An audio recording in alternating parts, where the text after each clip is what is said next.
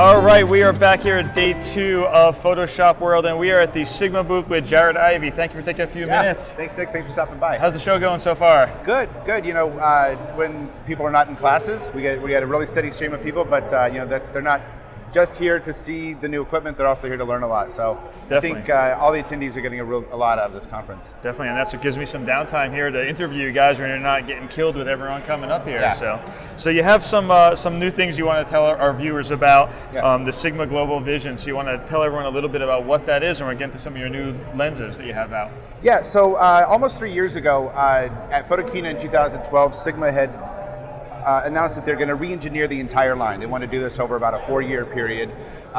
It might take a little bit longer because we're not quite through, I think, as many lenses what they were expecting. But in the new Global Vision, basically they wanted to have just make the highest quality product possible. Okay. You know, there's 3 categories of lenses now. We have the contemporary, which are going to be the lighter weight, more compact lenses. We have the art series, which are going to be all of the primes and the fast aperture zooms. Okay. Then we have our sports line, which is going to be the professional level telephoto lenses. You know, these are 100% weather sealed. They have some custom functions you can customize with our new USB dock. It's a hefty lens. It's a little over 6 pounds. Nice. Yeah, but the question I get asked more often than anything else is, why is Sigma allowed? Why are they making the level of quality that they are now, and still keeping the price the modest price point? Sigma, because we don't put a lot of money into marketing and sales, we put it into production. We're able to keep costs down that way. We don't have as much overhead. The other thing is that's not a good just thing. It is. Now you get better products. Yes, and they've really tightened down on quality control. Because it's not only is it all the way through the entire production process, but at the end, every single Global Vision lens gets tested on a 46 megapixel testing machine. If it doesn't pass, it doesn't leave the factory. So, excellent. We're finding that we do have a little bit of a supply problem with the demand, but again, it's a benefit to the end user. Excellent. So, which are the new ones that you had just come out? So the newest one that's just come out in this last few weeks is our new art lens, the 24 to 35 f2. It's the world's first full frame zoom lens that has a constant f2 aperture. Excellent. So we're showing that a lot at this show. Yeah.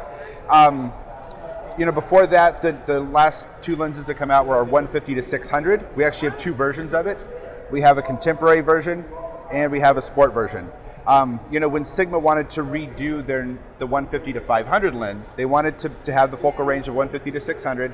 They wanted it to be compact, or at least relatively compact. They wanted it to be sharp edge to edge. They wanted it to be weather sealed. They wanted it to be at a modest price point.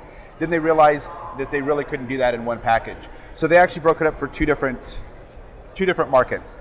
You have the contemporary version, which is about 4 pounds. It's not too bad.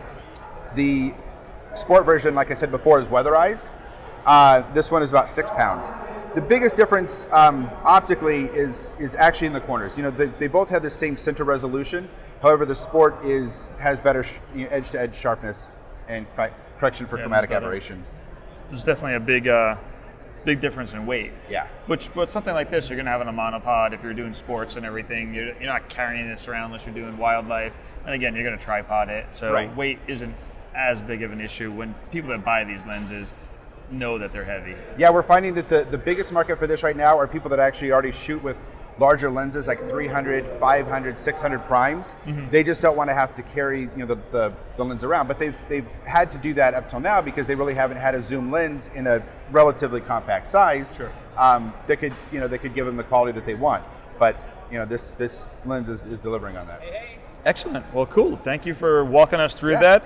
And they can find out more on, is it Sigma? Sigmaphoto.com. Sigmaphoto.com. Yeah. Awesome. Nick. Well, it's great to see you as always. Good to see you and looking forward to seeing some guys shoot with these out there. People have been buying them. We put it up on B&H and people were already pre-ordering them and everything else. So. Yeah. It's been a real exciting last 3 years with Sigma. Very cool. Well, thanks again. All right, take care.